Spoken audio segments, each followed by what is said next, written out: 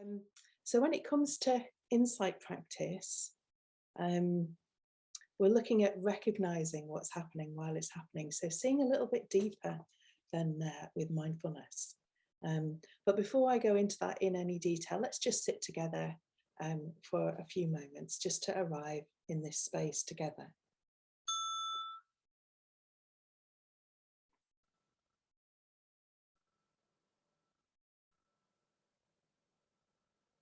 So you might just want to check in with how you are this morning, just now. Maybe you're noticing particular patterns of thought or thinking.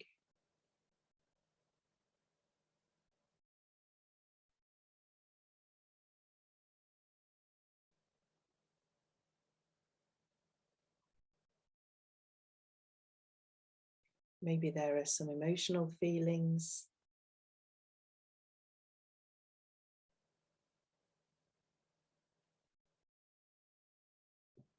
And then just checking in with how the body is feeling this morning.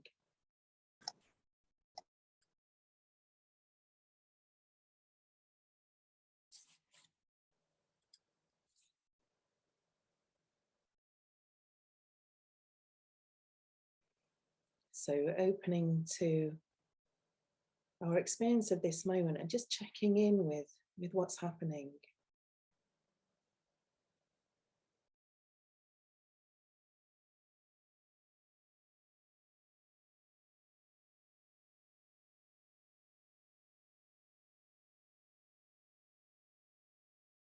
So maybe we notice thoughts and feelings popping into the mind.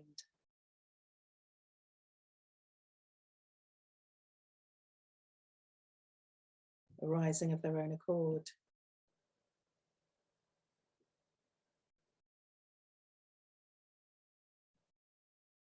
Thoughts displaying so that we're able to notice what the thoughts are.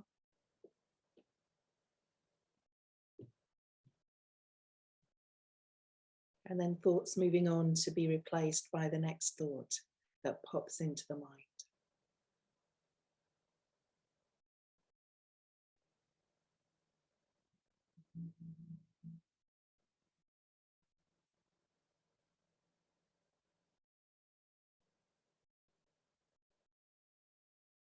So we call this constant arising of thoughts and feelings in the foreground of the mind.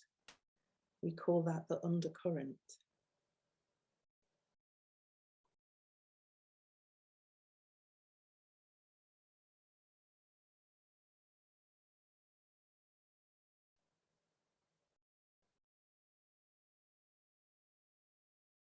And then we're able to know what thoughts are arising in the mind.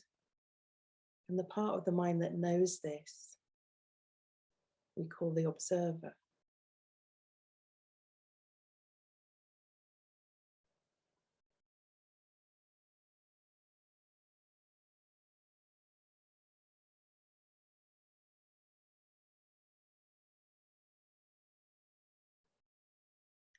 So maybe you get a sense of me watching my thoughts, a sense of the observer observing the undercurrent.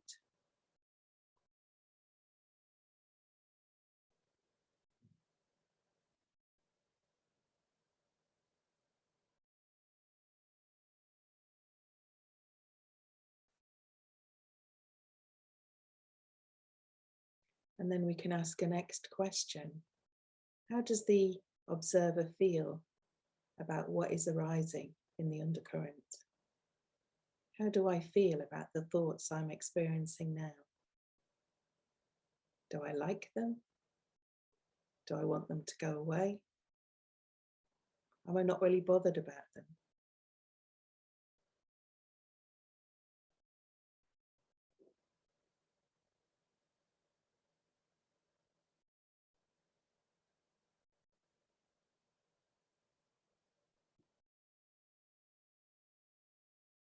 So is it possible to get in touch with this dynamic of me noticing my thoughts, the observer noticing the undercurrent?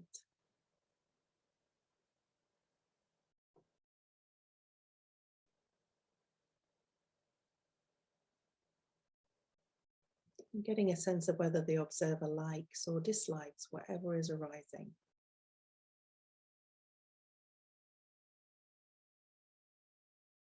Are we okay with our experience this morning? Or do we want it to be different?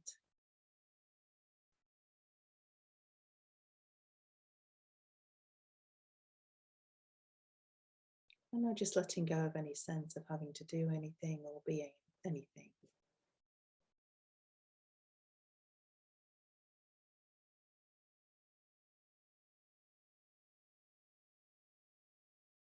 Going off duty.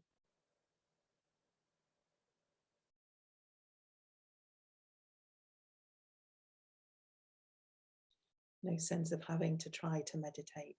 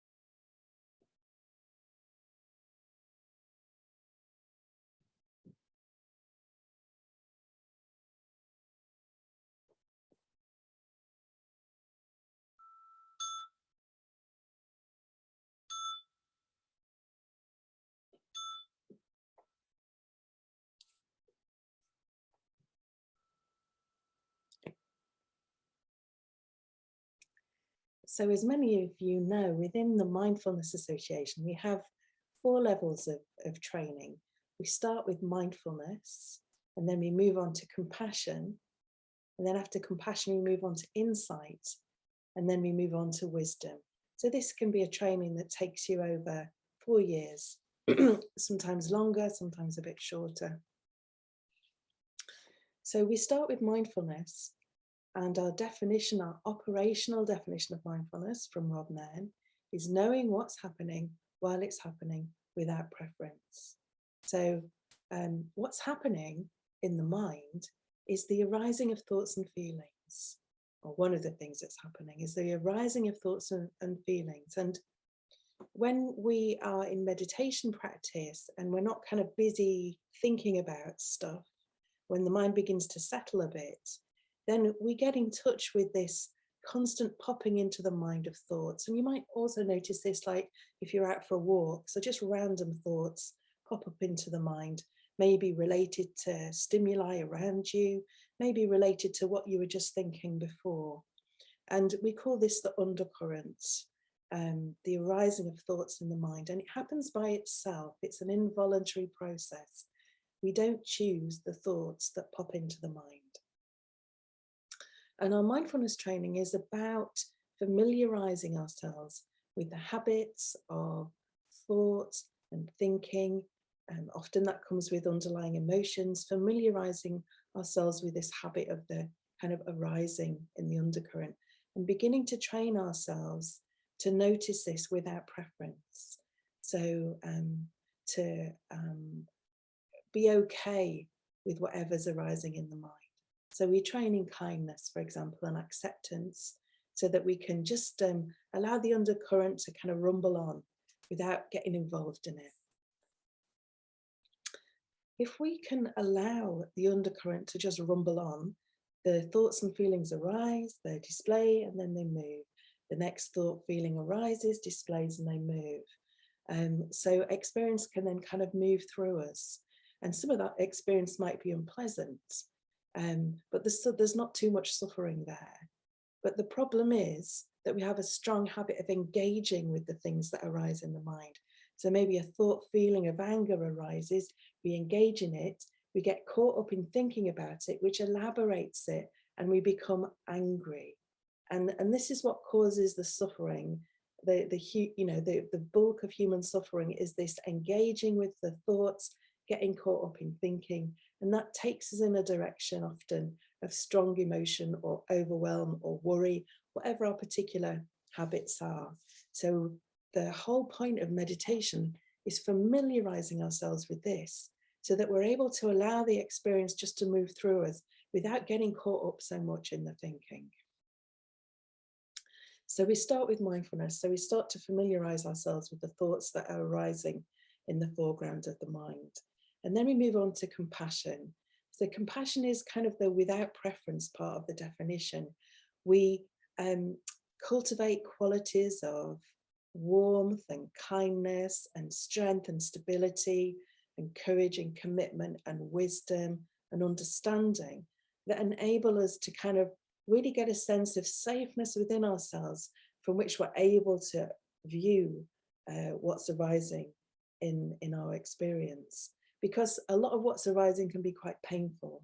So particularly if we've had, if we've got strong habitual patterns of worry, for example, there'll be a lot of worry thoughts arise and we'll kind of buy into them and really engage them and get caught up in worry and maybe feel a bit overwhelmed about what might happen in the future. Or if we have a strong habit that we've cultivated over the years of anger, an angry thought will arise and we'll get caught up in that and we'll become really angry. And this kind of damages our life and causes us and those around us to suffer. So with compassion, we learn to be sensitive to the suffering and difficulties of ourselves and the suffering and difficulties of others. And we learn to cultivate the qualities to relieve that suffering. So qualities of kindness. So we're cultivating this ability to be with our experience without preference. And that creates the conditions for more to arise, more deeper, maybe psychological material to kind of unfold before our eyes. So they're like the building blocks for insight. And when we get to insight, we're looking at a deeper level. We're recognizing what's happening while it's happening, still without preference. So we're sensitizing ourselves to what's happening in the observer. So where the mindfulness practice is more to do with the undercurrent, the compassion is about training our observer to be a compassionate observer, and then the insight training is about sensitizing ourselves to some of the details that are happening, but also learning to do less and less in our meditation practice. So there's really two aspects to the insight training: sensitizing ourselves to the attitude of the observer, to the kind of sense of self that resides in the observer, sensitizing ourselves to how the observer is feeling about our experience. So we have a lot of fabulous exercises that sensitize ourselves to the subtle activity of the mind. So a practice of Hifawith, for example, how do I feel about what I'm feeling? That tells us the attitude of the observer. Practices of reflection, so dropping questions into the mind and just seeing what emerges, that gets us in touch with a deeper wisdom. Backtracking, so when we notice we've got caught up in a train of thoughts, we learn to track back through the train of thoughts to see if we can get to the first thought, and to familiarize ourselves with our habits of one thought linking to another.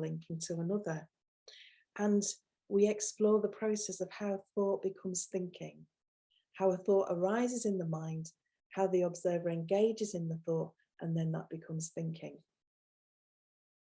So we have a whole load of exercises in the insight training that help us to do this. So that's one aspect of the training.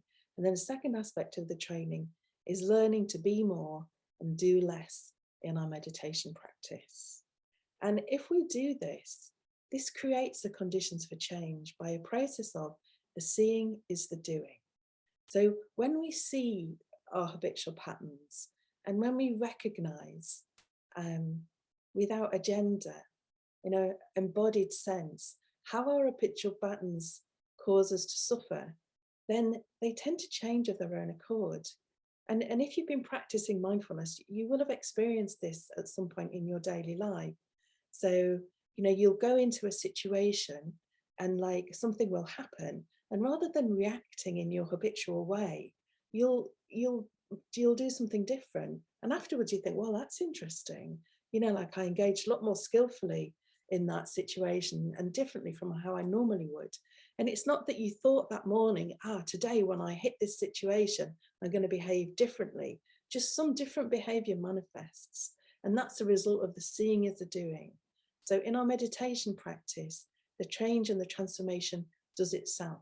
We're just creating conditions by sensitizing ourselves to the models of mind, sensitizing ourselves to what happens in the mind, and then gradually learning to do less and be more, so that the mind is able to settle at a deeper level and we're able to recognize more what's happening. One of the analogies that we use in the insight training is that of a spreadsheet. So if you've ever used an Excel spreadsheet, when you look at the spreadsheet, there's all numbers on it. And this is like mindfulness practice, observing what's arising in the undercurrent. But there's calculations that are hidden behind the spreadsheet that result in the numbers manifesting there. So with our insight practice, we're getting to familiarize ourselves with the calculations that result in the numbers appearing in the spreadsheet. We're getting to know ourselves at a deeper level psychologically to understand why what arises in the undercurrent actually does. And so we can resolve issues at a deeper level. So we sometimes use the analogy of like, a bed of weeds. So like, say if you've got a bed of weeds, maybe you've got lots of dandelions in the grass and you're just snipping the dandelion heads off. That's like what we do in mindfulness practice when we're kind of accepting and being okay with what's arising in the undercurrent. But the insight really enables you to, get the trowel and get the root out so that the dandelion doesn't grow again. Yeah. So hopefully that lands, gives you a sense of what we're doing. So rather than talking too much about this, I'm going to offer a practice. So we'll do the first part of practice, we'll do a sensitizing practice around noticing how thought becomes thinking. So what I'll do is I'm just going to drop some words into the mind in that practice and just see what arises in response. Now, some of the words, maybe you'll get an image, maybe you'll get a sentence, maybe you'll get a memory, and you'll be able to kind of notice that perhaps. And others of the words might arise with kind of a strong emotional pull. So you might notice that you really get caught up in thinking about them. So it's an opportunity just to not think about it too much, just sit back, allow what happens to happen in response to the dropping of the words. And then we'll move into, in the second part of the practice, we'll move into a resting practice where we are just being more and doing less in our meditation practice. And I'll guide us through that. So in our mindfulness practice, we have a mindfulness support. So we have an anchor of breath, or we have an anchor of sound that we have a light attention on. Simultaneously, we open up to everything else that's happening in our experience. And in this way, we familiarize ourselves with what's happening, get to know the habits of the mind. So when it comes to insight practice, we've had a lot of practice of being with our meditation support.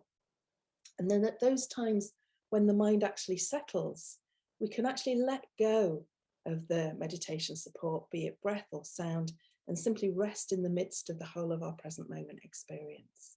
And then when the mind wanders, no problem. Distraction is an important part of our practice. It gives us an opportunity to recognize where the mind wanders to. So it tells us a lot about habitual patterns. So mind wanders, this is interesting. Where's it gone to this time? Okay, so it's worrying about the future. And then gently coming back to grounding in the body, resting, light focus on our support. And then when the mind settles again, we just allow the support to fade into the background, resting in the midst of our present moment experience. Okay, so before we move into the practice, Does anybody have any questions? And while we're kind of waiting for questions, you might just want to have a wiggle of the body or a stretch. You might want to stand up, have a bit of a shake about, whatever you feel the body needs. And then you might want to sit for this practice. You might want to stand for this practice. You might want to walk. You might want to lie down, and that's completely up to you. Okay.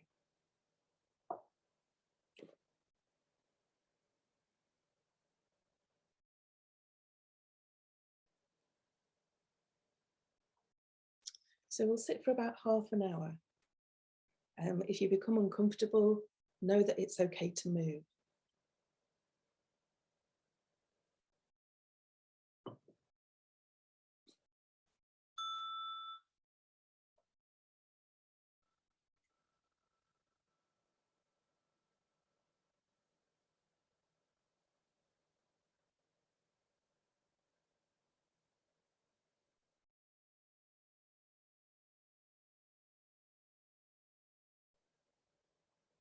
So to begin with, checking in with the posture,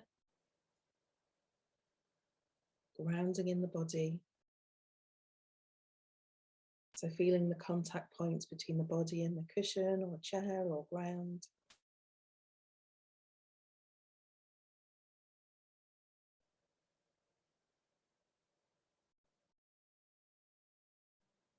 Lengthening and aligning the spine. Maybe rolling the shoulders back and down to open the front part of the body. Lengthening the back of the neck. And if you can, a relaxed downward gaze. But it's also okay to close the eyes if you need to.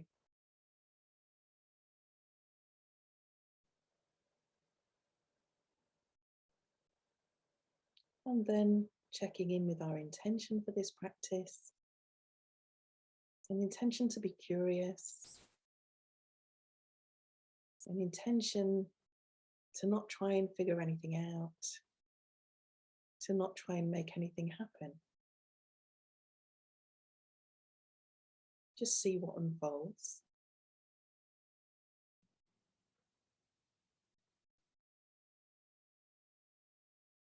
And then reflecting on our motivation. How might we benefit from recognizing some of the deeper habitual patterns of the mind?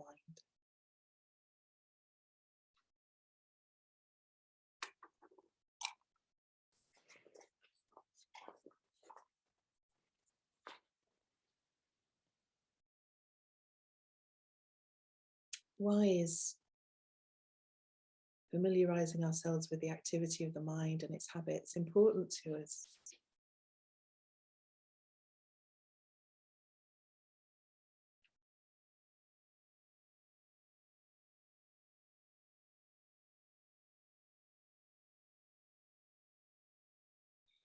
And then allowing the intention and motivation to fall into the back of the mind, tuning into sensations of breathing inside the body.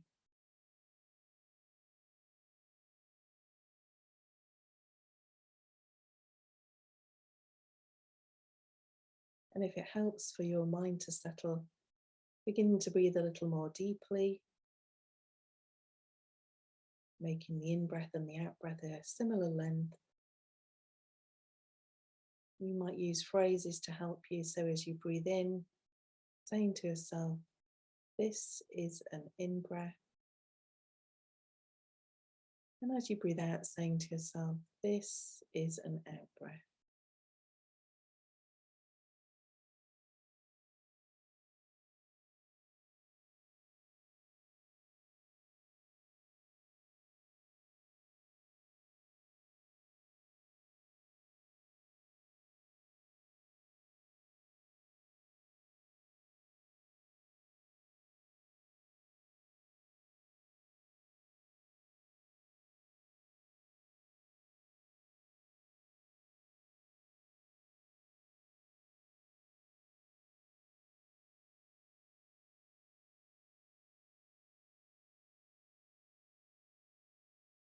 And as we do this, we might notice there's thoughts and thinking activity happening on the mind. Letting that be and just focusing on regulating the breathing with the phrases.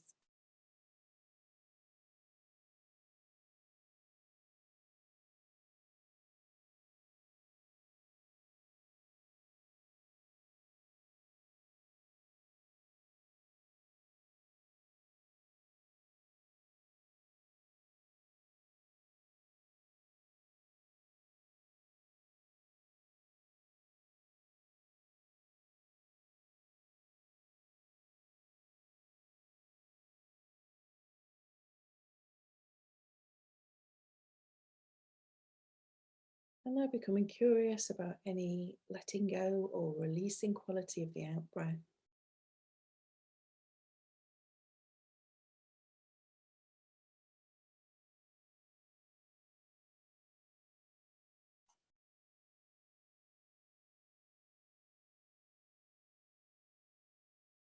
How does it feel in the body when the body releases the out breath?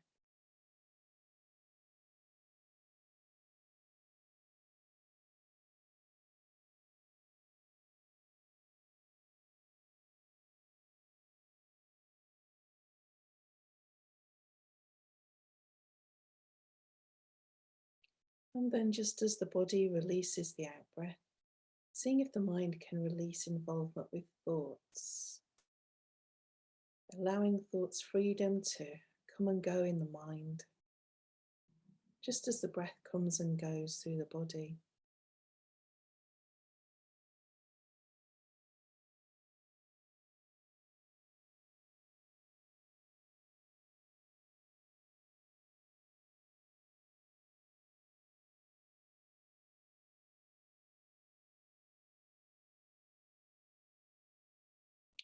And then allowing the breath to return to its natural rhythm, letting go of phrases, giving permission to the body to simply breathe itself.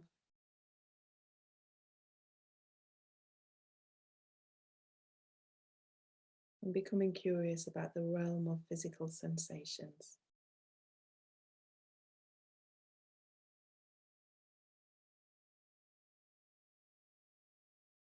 And as we do this, we're not thinking about the body, but directly feeling inside of the body, whatever sensations are present. Maybe feeling the hands where they're resting. How are you experiencing that from the inside?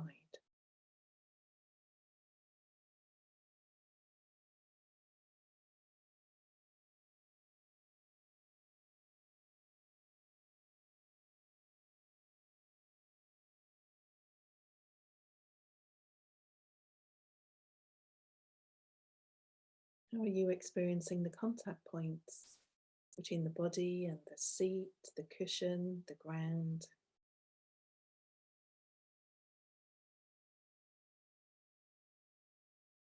Curious about the detail.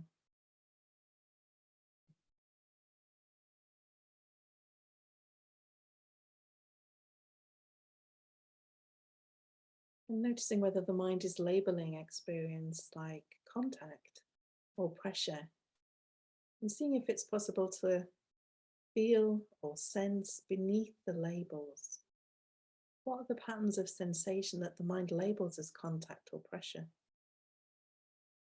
Open and curious.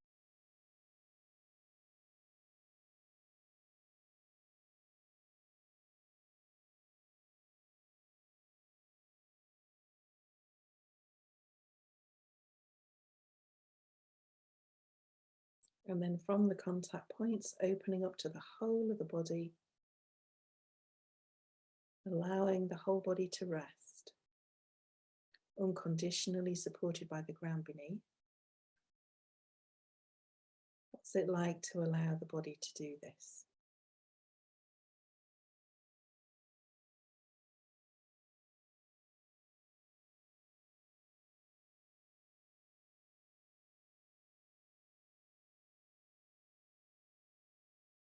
Opening to the space surrounding the body. What's this like?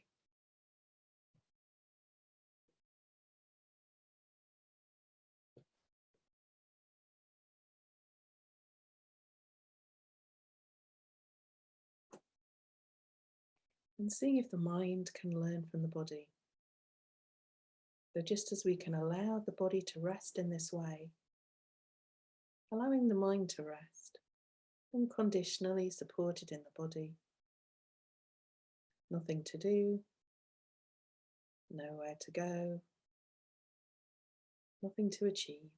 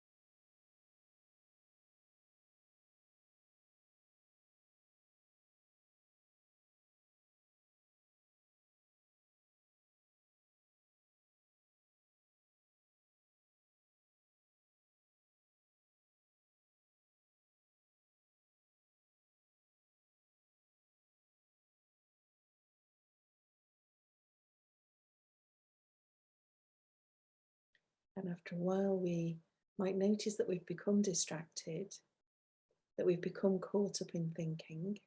No problem. It's an opportunity to learn where the mind wanders to.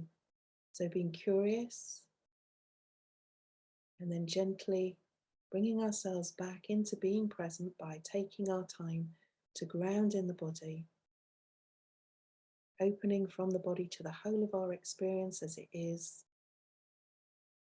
with a light focus on sensations of breathing. So bringing the sensations of breathing into the foreground as a mindfulness support.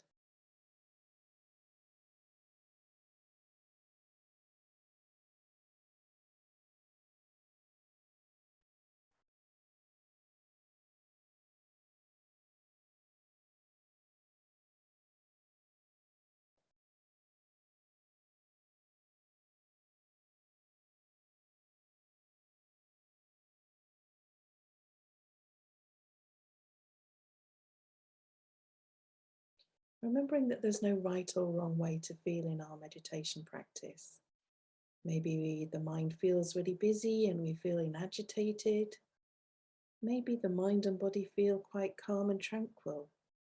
Seeing if it's possible to welcome with curiosity whatever is happening as an opportunity to learn about this mind of ours.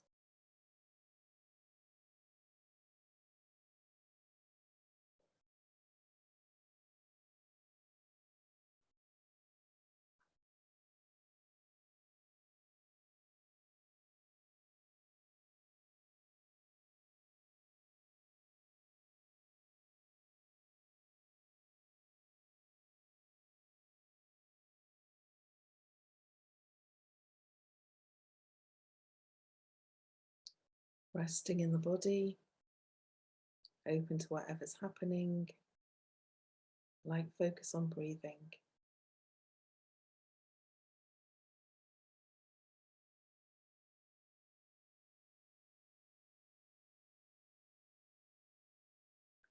So now I'm going to drop some words into the mind. No need to think about them. Just see what manifests in your experience in response.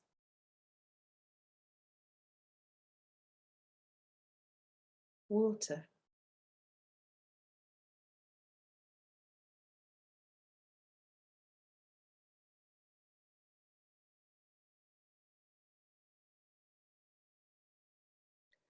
water,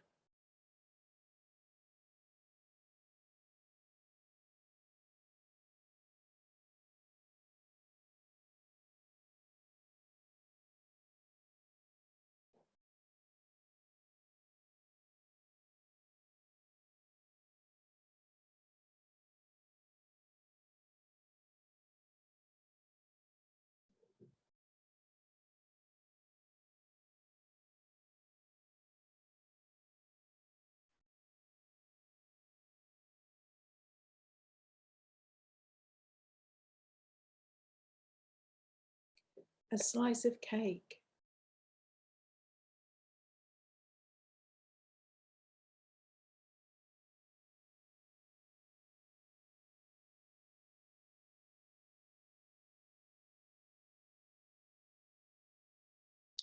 A slice of cake.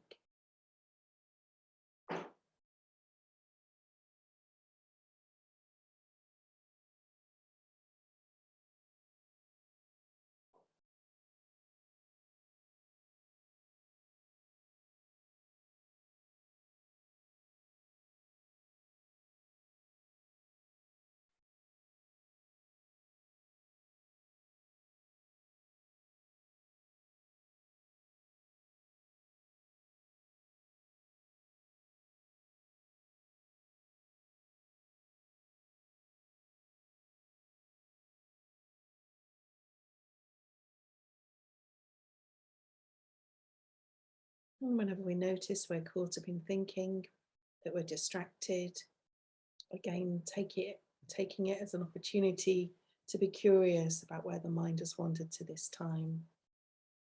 And then grounding in the body, open to our experience, light focus on breathing.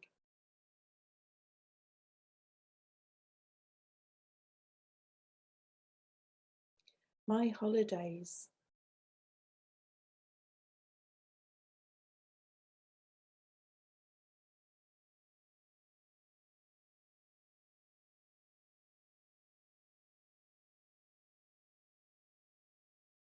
My holidays.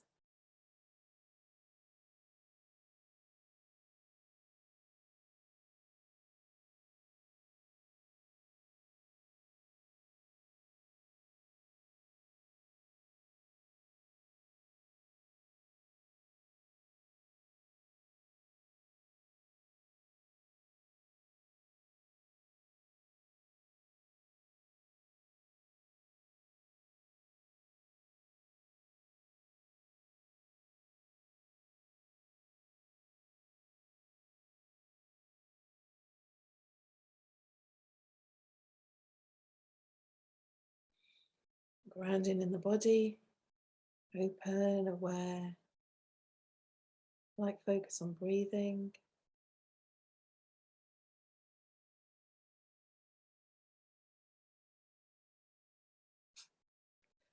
My to-do list.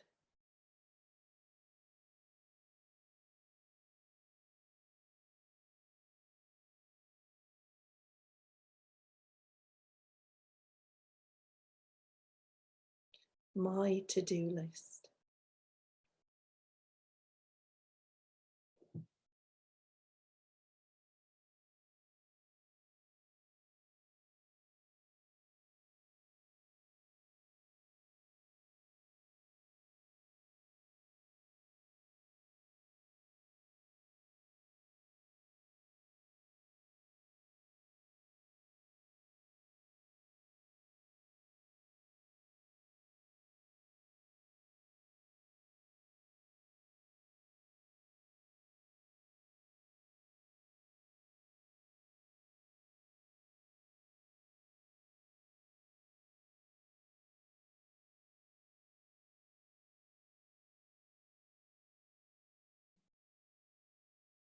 And now letting go of the words.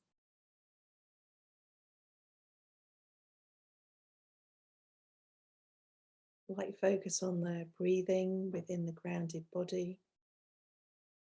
Simultaneously open to whatever else is happening.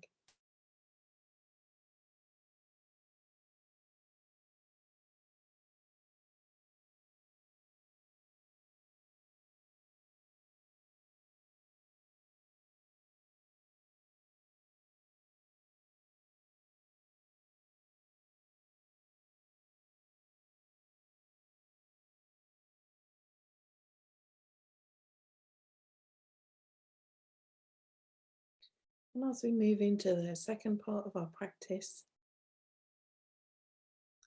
just allowing the words of this poem to drop into the mind. The 6 words of advice by Tilopa.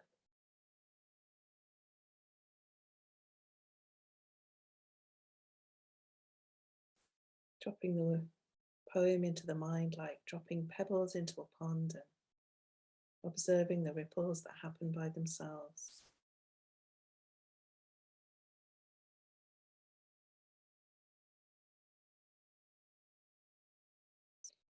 Let be what has passed.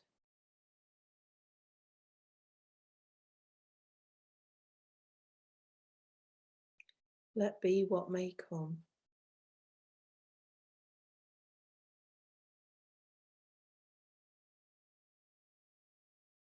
Let be what is happening now.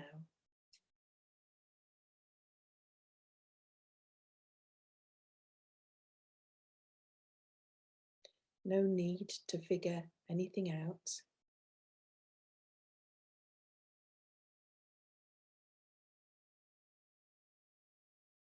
No need to make anything happen.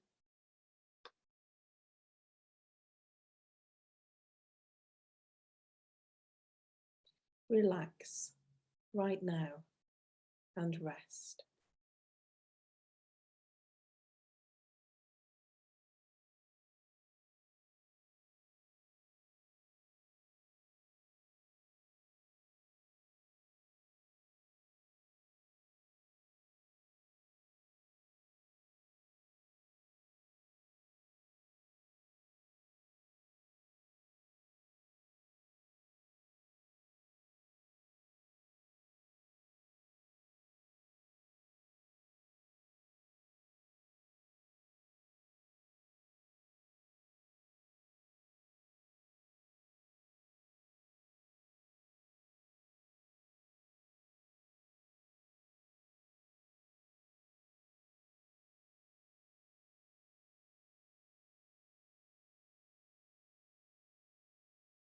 Now, if the mind is quite distracted this morning, no problem.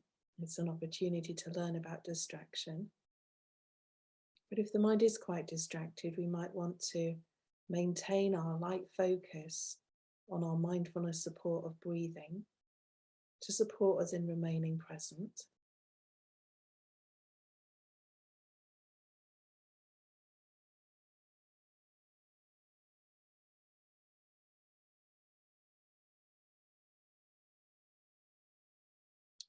But if the mind is fairly settled, we can allow the breath support to fade into the background and simply become one aspect of our whole experience in this moment. And we simply rest in the midst of our experience just now.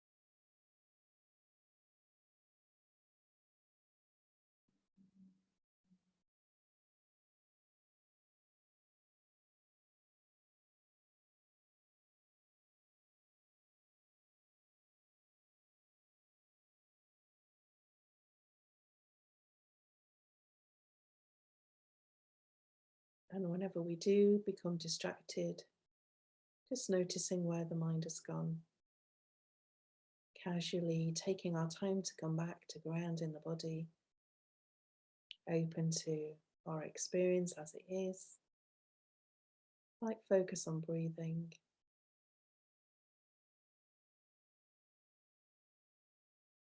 And then when the mind feels settled, if it does, allowing the breath once more to fall into the background. Open to the whole of our experience as it is now.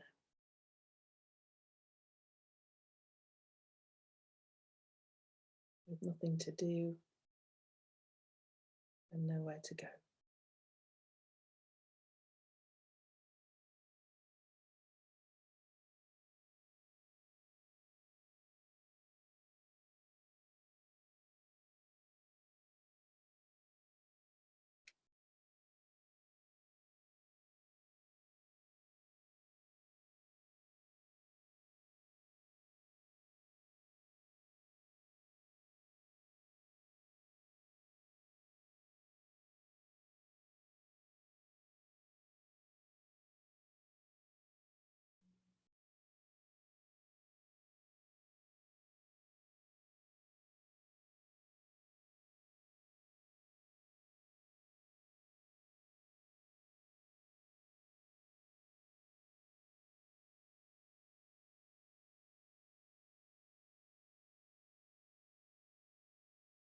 No need to figure anything out.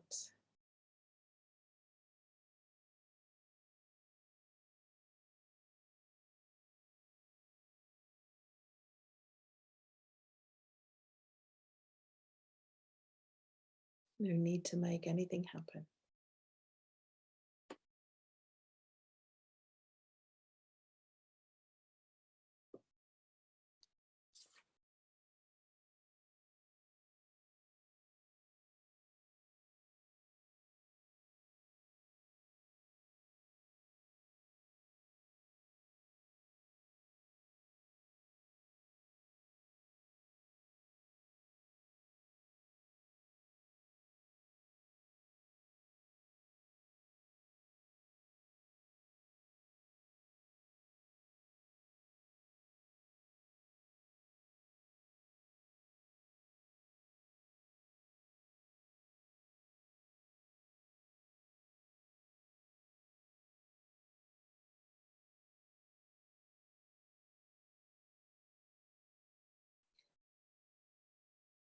I'm now going off duty. So not even trying to meditate, just sitting here, maybe relaxing your posture a little bit. You might want to look around the room.